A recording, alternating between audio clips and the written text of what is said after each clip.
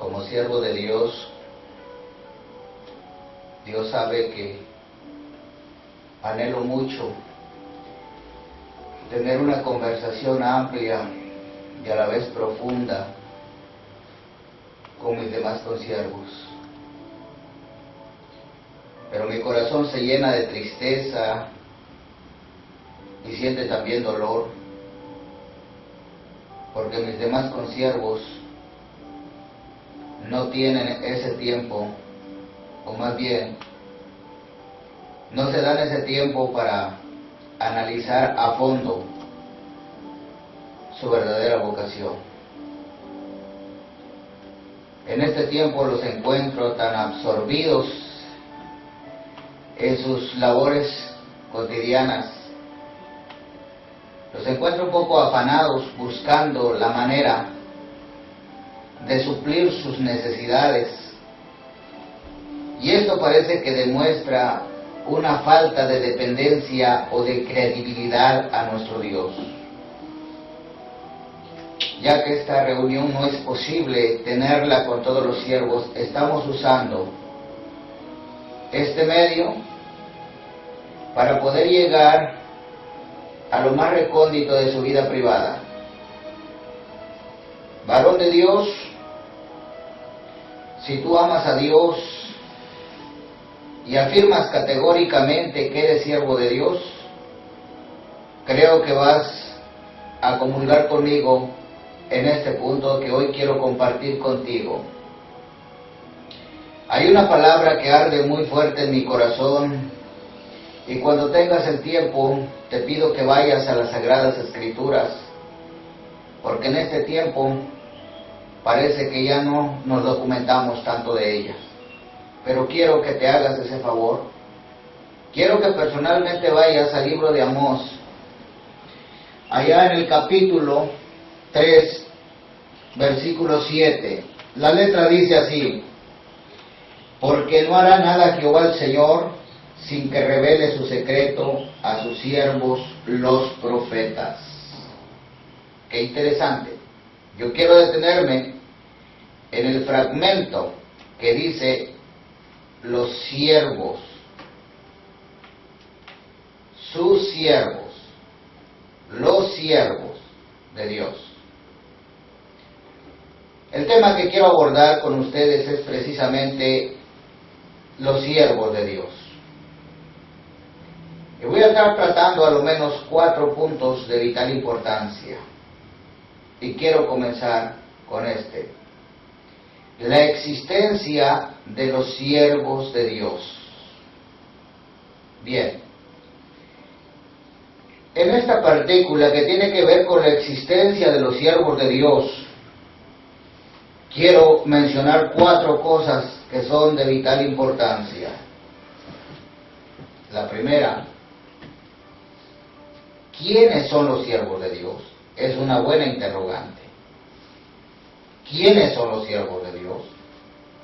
Bien, no quiero aburrirles con abundancias de textos o pasajes bíblicos, que como siervos de Dios que son, es muy seguro que ustedes tengan una concordancia, ya sea breve o completa, en el cual ustedes pueden ir y ahondar, buscando este tema con mucho cuidado. Lo que quiero detenerme es lo que el profeta Amós escribió: no hará nada Jehová el Señor sin que antes revele sus secretos a sus siervos, los profetas. ¿Quién es un siervo de Dios?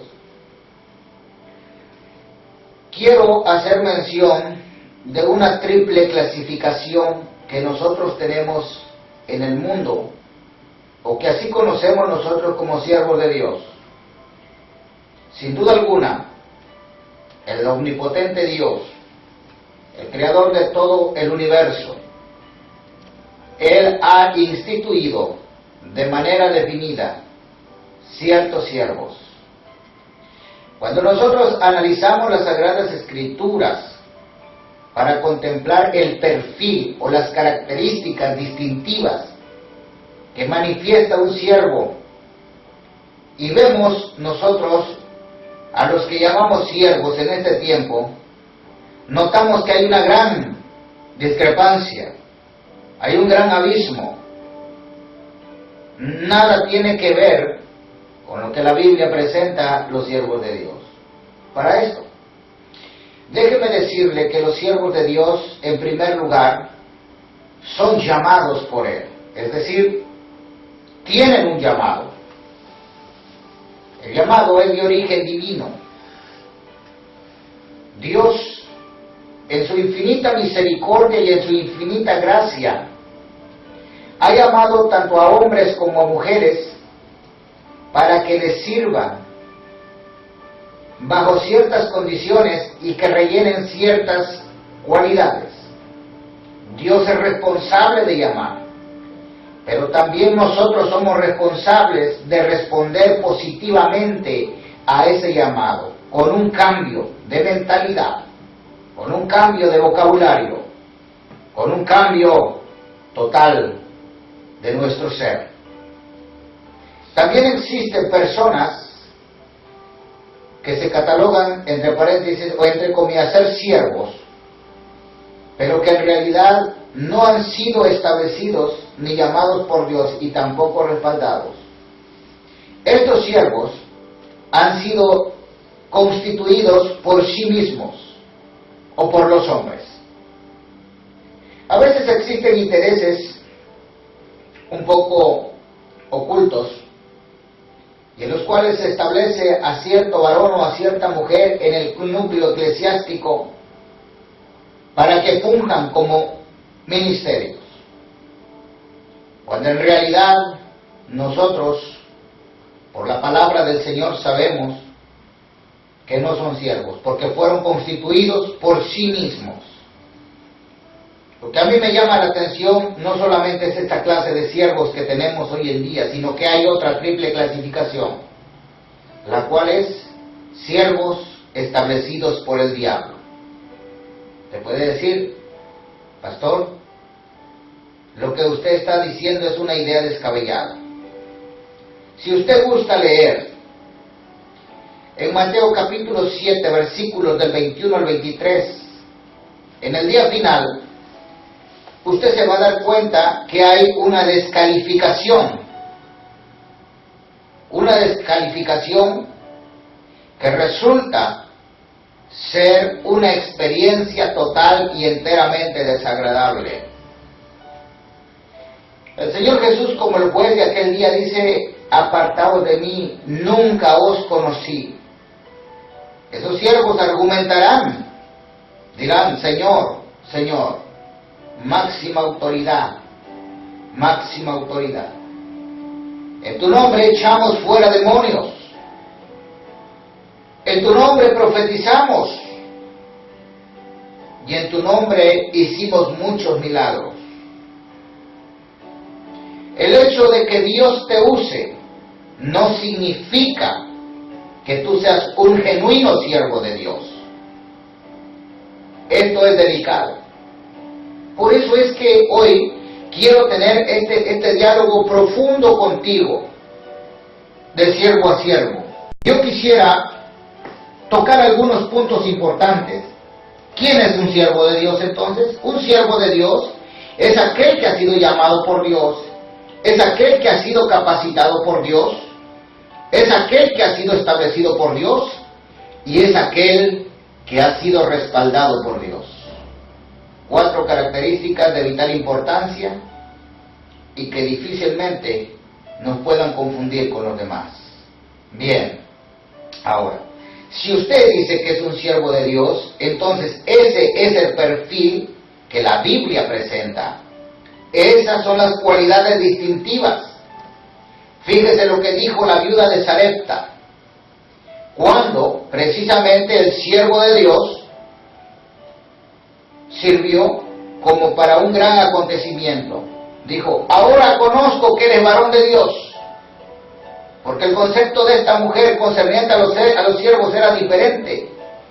Pero cuando ella vio el respaldo de Dios sobre su siervo, entonces esta mujer dijo: ahora conozco que eres varón de Dios y que la palabra de Jehová es verdad en tu boca. ¿Cuánta falta nos hace en este tiempo esa clase de varones y de mujeres? Bien. La segunda cosa que quiero hablar contigo es, ¿te has dado cuenta que tú eres un siervo de Dios? Sí, tú eres un siervo de Dios. Pero probablemente tú dices, mi situación es similar a la de cualquier congregante. Bien. La Biblia nos enseña que en este tiempo las cosas están aparentemente mezcladas, pero no están mezcladas. Una cosa es que estemos en el mismo barco y otra cosa es que seamos todos las mismas personas o los mismos marineros. Son dos cosas totalmente diferentes. Usted debe darse cuenta, en primer lugar, que es un siervo de Dios. Si su conciencia llega a ayudarle a tener esa claridad de pensamiento y que usted pueda entender que usted es un siervo de Dios, entonces pasaremos al tercer punto, que es tan importante. Dice, los demás se han percatado de que tú eres un siervo de Dios. Usted puede decir, yo soy. Pero ¿qué dice la gente al respecto de usted? Un siervo de Dios habla diferente. Un siervo de Dios piensa diferente, viste diferente, actúa de diferente manera. Es una responsabilidad.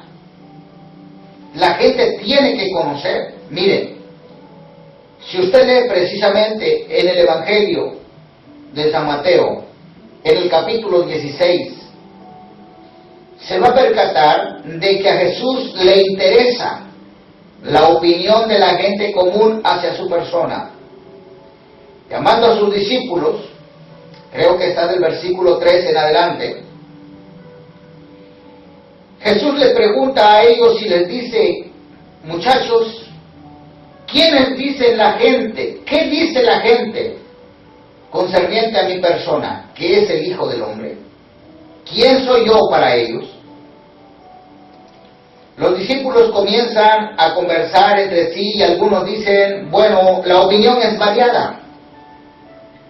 Algunos piensan que tú eres Elías. La opinión de otros es que tú eres Jeremías. Otros dicen, algún otro profeta. Jesús les dice, muy bien. Algo alegró el corazón de Jesús, que a él no lo bajaban de siervo de Dios y de profeta. Ahora la pregunta es más exacta y precisa y dice, ¿y vosotros? ¿Quién decís que soy yo? ¿Qué significo y qué soy yo para ustedes? Aquí hay dos conceptos diferentes, uno de la gente común y otro de los discípulos.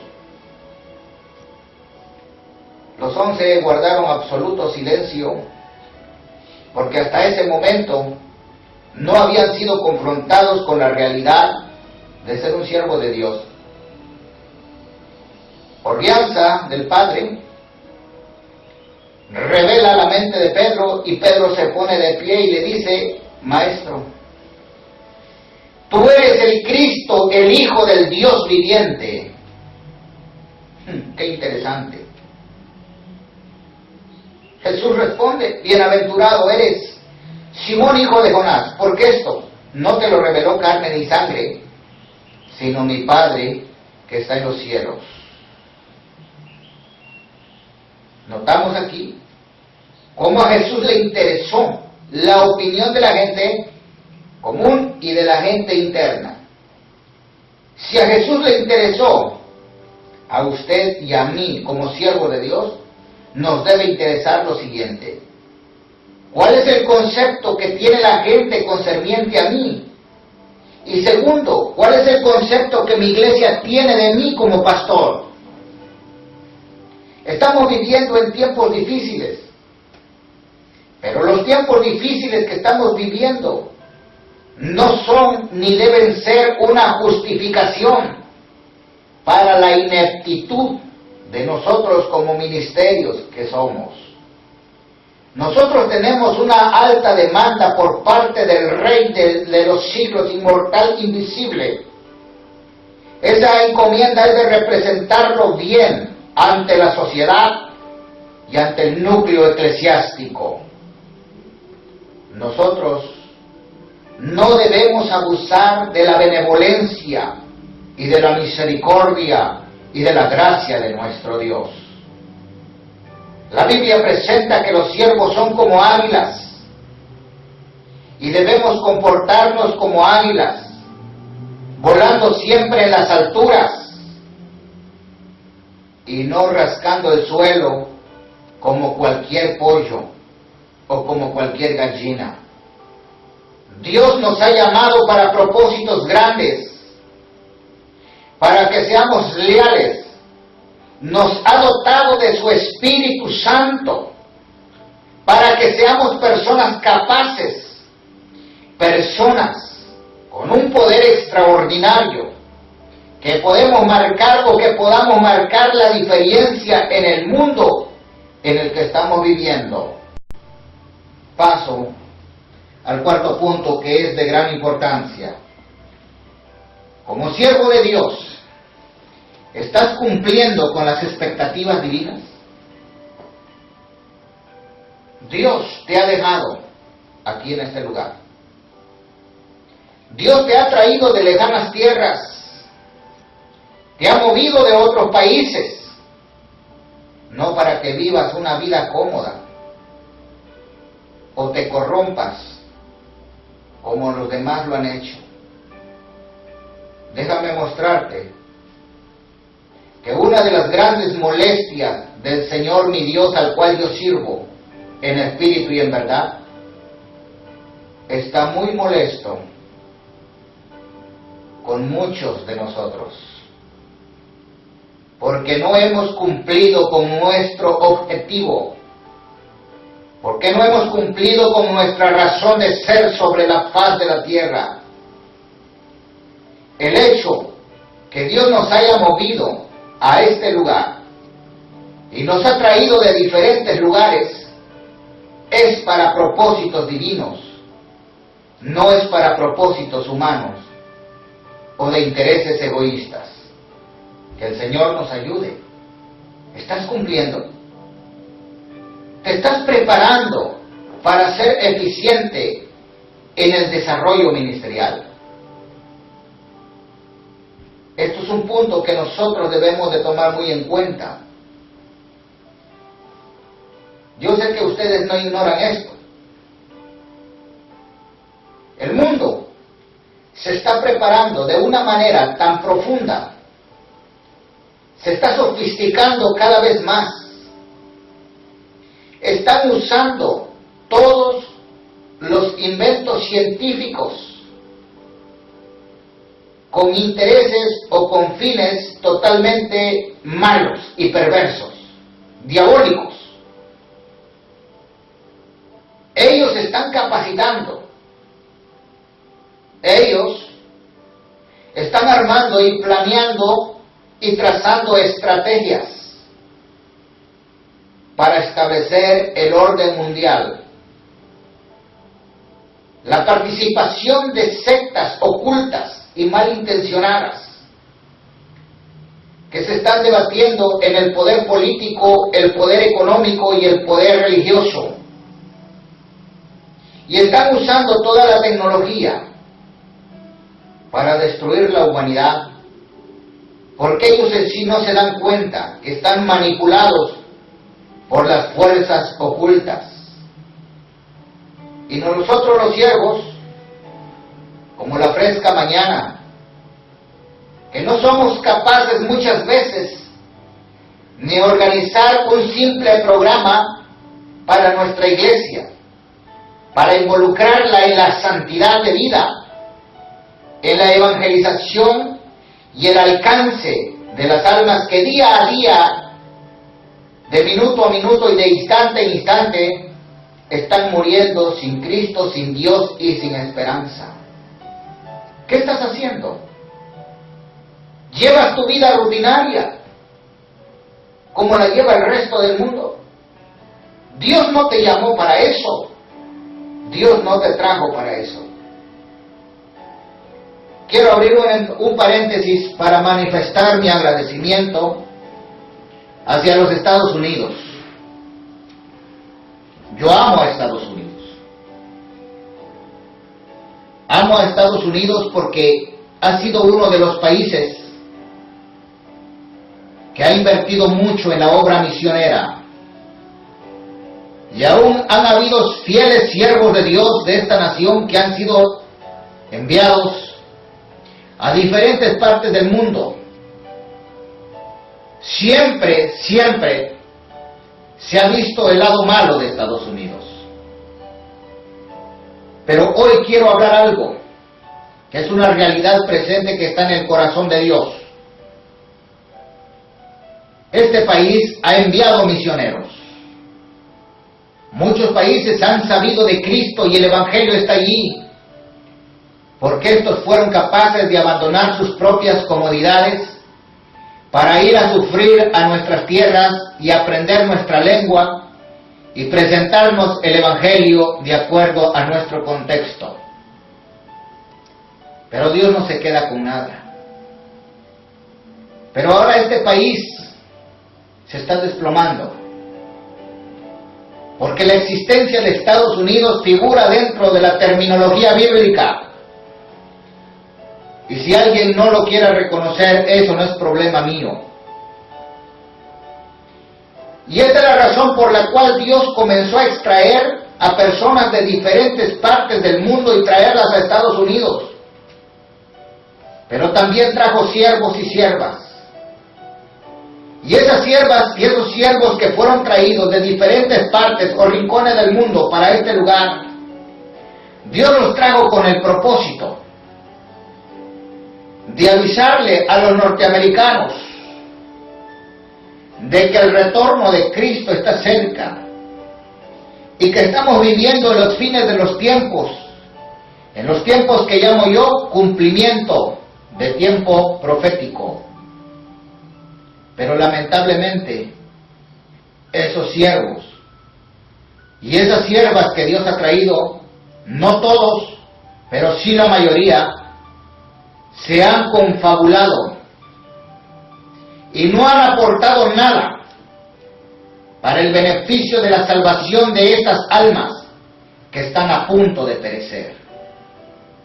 Algunos de ustedes se han vendido al pecado, se han aliado con el diablo, y eso es causa de gran molestia ante los ojos de Dios. Es la razón por la cual Dios estará levantando a otras personas.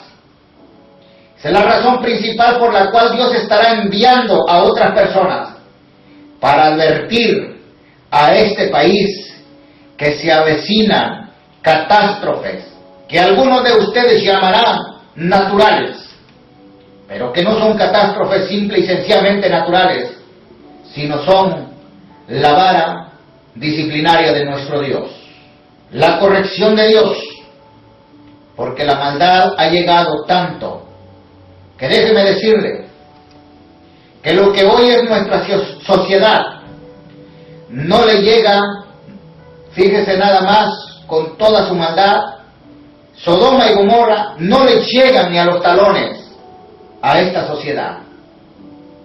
Por eso la palabra de Dios dice: en aquel día se levantarán los de Sodoma y de Gomorra y condenarán a esta ciudad. Porque si las oportunidades que esta gente ha tenido se hubieran hecho allá, en esos países que fueron condenados, Sodoma y Gomorra, ciertamente se habrían arrepentido.